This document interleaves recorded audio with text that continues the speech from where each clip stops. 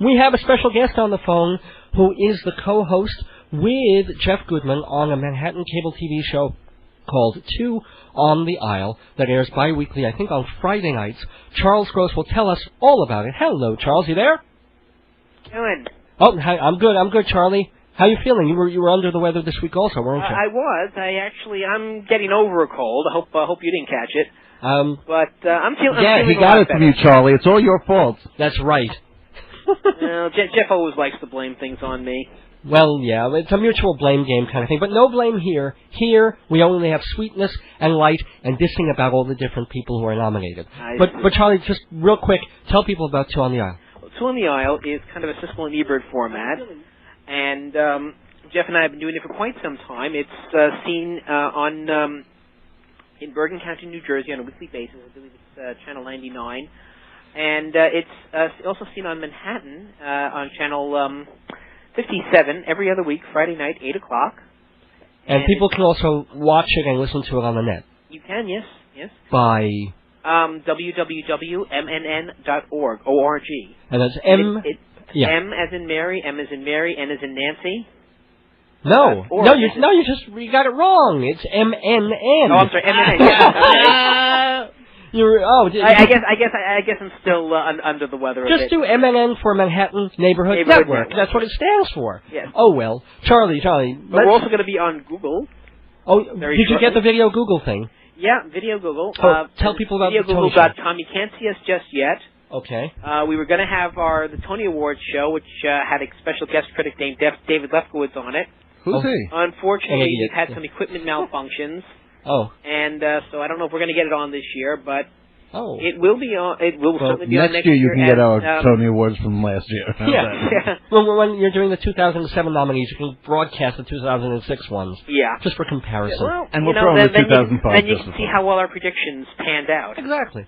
By the way, speaking of unlike some wimpy film critics, we actually predict on Two on the Aisle not only who we think should win, but who we think will win. Have you ever tallied up how you guys are doing over the years? What your your wins and losses are as far as just predictions? I got more. Yeah, you think? I generally do better than Jeff. Oh man, you really are Siskel and Eberting after all these years, aren't you? Well, thank God you're not, because Siskel's dead and Ebert's got cancer again. But you know what I mean. Yeah. Let's get to some of the categories, shall we? Let's start with the design stuff. Get that out of the way early. Not that these are lesser awards or of any kind of less importance. I love these awards. They're I really important. do. We go to the Broadway theater. Not just it's a visual medium. Right. You can become part of it if the set is good. So, let's start with... The problem is with things like lighting, set design, costume design, you don't notice them per se. And that's a good thing. Depending on the show, if they're done right, you don't notice them. Well, like... not necessarily. Set design you notice. True. And it also depends. Like, people would not have noticed, let's say, the Awake and Sing set so much, except for the fact that it becomes... over the course of the show, it slowly becomes dismantled and pulled off into the flies until there's no home set anymore. Some critics found that really impressive and part of the importance of this revival, and others said no, it was too distracting. It was a director/set designer's thing that took away. Like a period piece tends to have a better chance because they can do something different. If it's like a modern play, they'll just think, oh well, they slapped together, some clothes, went to Sears. That's not true, because didn't you see Rabbit Hole? But this... Which had the best set design this year, I think. Well, wait. Why did Rabbit Hole have... Because that's nominated. Rabbit Hole, first of all, John Lee Beatty. Had John Lee Beatty, who I think is brilliant. And they had a brilliant set design, which was on 3 turntables that turned simultaneously and created an entire house. And it was just visually stunning, and the way they moved from room to room, and the rooms actually moved. Right, but the houses were verite. They were all looked absolutely real. So it wasn't an imagination thing. It was creating but it was totally it was different realistic. rooms in the house. Yeah. Okay. Yeah. But I mean, it was just brilliant the way that set moved. So that and would how be, the set changed. Would that be your choice for Absolutely. let me read the nominations, by the way. They're for set design of a play, John Lee Beatty, Rabbit Hole, Bob Crowley for The History Boys, Santo Laquasto, 3 Days of Rain, and Michael Yergin, as we said, Awake and Sing. Charlie, what are your thoughts on that category? Well, Excuse me. Of course, 3 Days of Rain, it did rain on the audience. So. Exactly. Well, I actually did like the set for 3 Days of Rain. I think it did convey the feeling of the show. So I don't think 3 Days of Rain is going to win because, A, the show closed, and because everyone is so down that Julia Roberts kind of gave a standard performance instead of a brilliant performance. Right, but we're just talking about set at this point. Right. Well, but again, I think it ties in because people are not, unless you've got, a Lion King or a Chitty Chitty Bang Bang or, a Miss Saigon with a helicopter, people are not as aware of the set as they are of other aspects. Even Tony voters, who should be a little more... Even Tony voters. So, a show like Rabbit Hole, which is closed and is kind of off people's radar, probably, even if you totally agree with Jeff, and, I like Rabbit Hole quite a bit. I like the play as well as the set. Uh-huh. But I think History Boys, which is kind of sweeping everything, or seems to be sweeping everything, that's, getting, the scuttlebutt is that's the show that will win this year. But the set, it was a terrible set. It had projections, and it had well, the projections were there to keep everything moving and trick everything up between really scenes. Part of the set. Mm. Projections are projections. Right. Just like there's no award for sound design. And I've also heard complaints, and even I was fairly centered towards the front on History Boys, but I've heard complaints of people sitting on the far sides that they really feel among them you, Jeff. Yes. So that is a function of set design too. If whole parts of the audience either see the backstage area or feel sort of left out because the skew is really for front and center and perhaps for a smaller theater.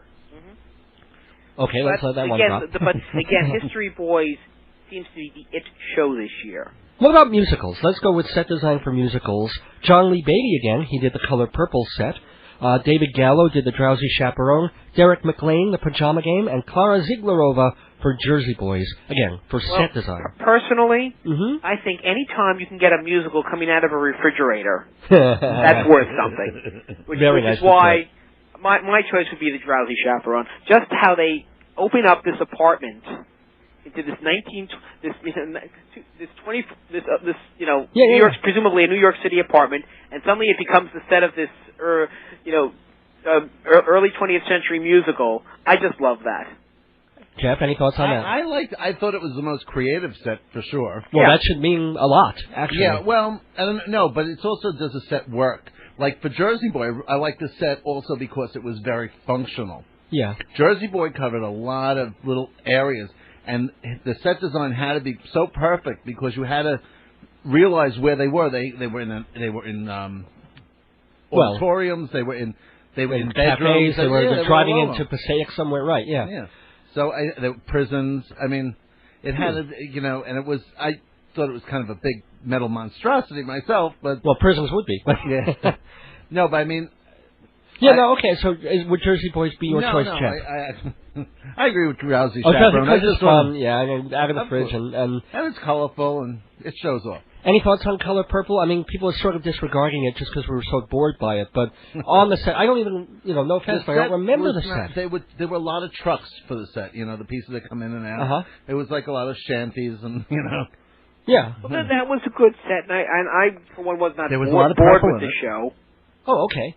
Well, actually, we'll get to Best Playing Musical hopefully before this segment ends. So let's do the design things, and then we'll quickly weigh in on the big stuff. But costume design for a play, Michael Crass, The Constant Wife, Santo Loquasto, A Touch of the Poet, Catherine Zuber, Awake and Sing, and once again Catherine Zuber for Edward Albee's Seascape. Charlie, let's go with you first. Okay, well, I think all these shows have closed, haven't they? Yeah, mercifully for a couple of... No, Awake and Sing is actually extended, I think. Okay. Yeah. Well, all right, so Awake and Sing is open. That kind of gives it an advantage. Shows that are still running tend to be looked on more favorably, whether they deserve it or not. However, in this case, I think the giant lizard in Seascape will get the Tony from this. Well, this is also a tough category for her because she's nominated for a show that's open and a show that's closed, and the better costumes are really for the closed show, but it may split the votes. Well, but then again, I mean, you can't put a lizard in Awake and Sing. I mean, you can't. Is it better if they could design all the family really, lizards? The costumes were very, very good in Awake and Sing. In Seascape, there were only 4 of them. Right. But I thought that the older couple was dressed they were perfect for what they were doing. It was functional. They moved well. Do you think The Constant Wife has any shot because it was a period piece? No. And those like in movies. No one remembers it. Well, actually, given the amount of Tonys it's been nominated for, apparently a lot of people have remembered it. Which that was one Tony nominated, and whoever you are, I'll get you. Right, a friend of the Redgraves or something. Yeah. Well, Lynn Redgrave was nominated. Right, exactly. Well, or they were just filling categories. It was a cute revival, but it wasn't special. It was also nominated. It's the Roundabout. They have to nominate the Roundabout, or the Tonys explode. I told you that before. Let's get to the explosive costumes for musical. See, I do these horrible segues. You haven't told us your picks at all. I don't have time to think about my picks. Okay. Well, I think you're kind of right about the Seascape Lizard. I think if they want to give Seascape anything, that would be the thing. Oh, yeah. Certainly not for set, which is sand. I thought the set was really. It was fine. It was fine. It was what it was. But they had to have all those levels, and they had to have. There was a lot of stuff going on. I thought it was a brilliant revival. Oh, I don't like the play to begin with. But anyway, that's other stuff. Costume design for a musical. Greg Barnes, the drowsy chaperone. Susan Hilferty for Lestat. Martin Pakledingas, probably mispronouncing that, the Pajama Game. And it's Pakledingas. Don't you remember when Dame Edna gave him his Tony and just talked over his whole acceptance time? It took everything because she gave a big kiss on the cheek, and during his whole acceptance speech was his big red lip mark from Dame Edna. Oh, God. She went, Martin Pakledingas. Well, was she pronouncing it right? That's probably. Well, I'm using the Dame Edna pronunciation. Okay. And now that we've got that out of the way, can we decide who's going to get the Tony or who we think should get the Tony? Well, okay, Charlie, tell us. All right, I think I would have to go again with the drowsy chaperone. Number one, I like the costumes. Yep. Period. It not only has to be reasonably accurate, but it has to invoke the way we imagine a 1920s musical would look. So even if it's not 100% accurate, but it certainly convinced me. It certainly created that aura. And also, Sutton Foster has a also, drowsy chaperone, like the History Boys, is the it musical this year. Well, no, Jersey Boys. There's a bifurcated it in this particular case. There's Jersey Boys. Chaperone came on strong towards the end, but if you remember, Jersey Boys held the year for about half a year. Jersey Boys will have, and I guess we'll discuss this later when we get to Best Musical. But Jersey Boys is a review using non-original music. Right. Well, I know that. Number one, and number two, it's not nominated in this category, so that's irrelevant. Good point. Okay, well, what about Pajama Game, though? What about the costumes and that? Pajama Game also has wonderful costumes. But actually, this is one that Color Purple could win. Color Purple has great costumes. Mm-hmm. Are any of them actually purple? Yes. You noticed? Uh-huh. Cool. Good. There was a lot of purple in that show. So you're looking for these things. I'll bet if you interview... I probably should have asked one of the costume designers to be honest, because sometimes you look at it, you're like, oh, okay, and then they tell you the things that were going through their minds and the way the light hits the fabric, and it's like, wow. That's what I miss about the PBS version of the Tonys. Yes. When they did that so wonderfully, because they interviewed all the minor Tonys, as it were. Right, it was a pre-documentary, but you really got insight sometimes. Oh, what a good word, pre-documentary. Thank you. Thank you so really much. Good. Let's get to some post-lighting design for play. Christopher Ackerland for Awake and Sing. Paul Gallo, 3 Days of Rain. Mark Henderson for Faith Healer. And again, Mark Henderson for The History Boys. Lighting design play. I can't see it. I just can't see that award. I didn't think there was any outstanding lighting this whole... I mean, Awake and Sing, possibly. I mean, there was History Boys. It depends. Are you going to do the films?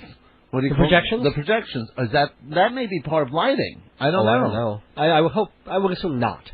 I would assume that it's... I know, but... I don't think people will include the projections. But my choice, interestingly enough, is 3 Days of Rain. Okay, how come?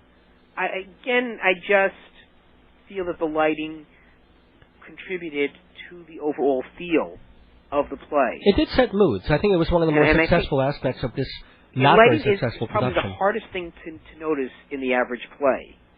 Yeah. But I think it was subtle but effective enough. Well, Okay. How about lighting design for a musical? We've got The Drowsy Chaperone, Ken Billington, Jersey Boys, Howell Binkley, Tarzan, Natasha Katz, one of his few nominations, and The Color Purple, Brian McDevitt. Jeff? Well, I think this is where Jersey Boys shines, because it does set the mood. It takes that big iron monster, whatever that is, and it really has to create all these different atmospheres. I agree. I mean, I thought the lighting was really part and parcel of the way the thing moved along and just set these different spaces in time. What about you, Charlie? I would have to concur. Yeah. I mean, that's the one I think where Jersey Boys really should win, although I think it lost the drama desk to another on that. I was pretty... Oh, no, that was the director. Sorry. It was a Des McAnuff thing. I thought he was a shoo-in, and he wasn't. And also Tarzan's lighting design was pretty good, too. Yeah. I mean, a lot of good effects. Tarzan had great Tarzan's getting short shrift, but it does some really wonderful things, even though the whole thing is kind of a mess. I mean, the whole beginning is terrific. Yeah, the shipwreck, the drowning. We have just a little bit of time, so let's get to direction of a play. We've got Nicholas Heitner for The History Boys, Wilson Milam for Lieutenant of Inishmore, Bartlett Sher, Awake and Sing, and Daniel Sullivan, Rabbit Hole. I would personally give it to Rabbit Hole because I really, of those plays, I enjoyed it the most by far. I think History Boys is the play that will win it. Again, partially the History Boys sweep, partially it is. Well, I shouldn't say it is well staged because from where I was sitting, I had a better view of the backstage than I did of the play itself. But I think you might be right about History Boys taking it, and yet I have this. Now that it's receded into memory, I think a lot of the people I'm talking to really dug Rabbit Hole and are appreciating it more almost now that a few weeks have passed and how subtle and well done that was. Yeah. Although I don't know, I'm the problem. Yeah. The disadvantage that Rabbit Hole will have is that it is no longer running. Right. Well, yeah. What about Inishmore? Do you think it has a shot, or is that just shock value? It certainly has a shot, and I think last year. And I'm blanking out on the play, was shock value. Oh, Pillowman. Pillowman was shock value. I think Inishmore has a little more going for it. I certainly enjoyed it much more than Pillowman, which I believe is by the same author. Yes, Martin McDonough. Certainly, you watch the play, you think the author should be locked up somewhere. Oh, well. Well, you knew that from Beauty Queen of Lebanon. Pretty much, with a hand in the pot. Jeff, I need your pick on direction of a play. I loved Rabbit Hole. I'd Rabbit Hole everything. Let's leave your sex life out of this, Jeff. But anyway, very quickly, Charlie, because we have to lose you. I can ask Jeff later. But your pick and prediction for best play and best musical of the year. Tony, for Broadway. Okay. Well, my pick for best musical would be Rabbit Hole. However, we're living in a rabbit hole. We're living. Our child just died. History Boys will win it. History Boys will win for play. And your choice would be for Rabbit Hole? My choice would be Rabbit Hole. And what about musical? Musical is a little trickier. You've got some reasonably good musicals. None of them really stand out. Tell us you love The Wedding Singer. What? Tell them you love The Wedding Singer. I actually did enjoy The Wedding Singer a lot more than I had planned to. However, I think The Drowsy Chaperone, which really, as far as story and score is concerned, really isn't that much better than The Wedding Singer if you break it down. But it is such a Valentine to the musical theater. And it's original.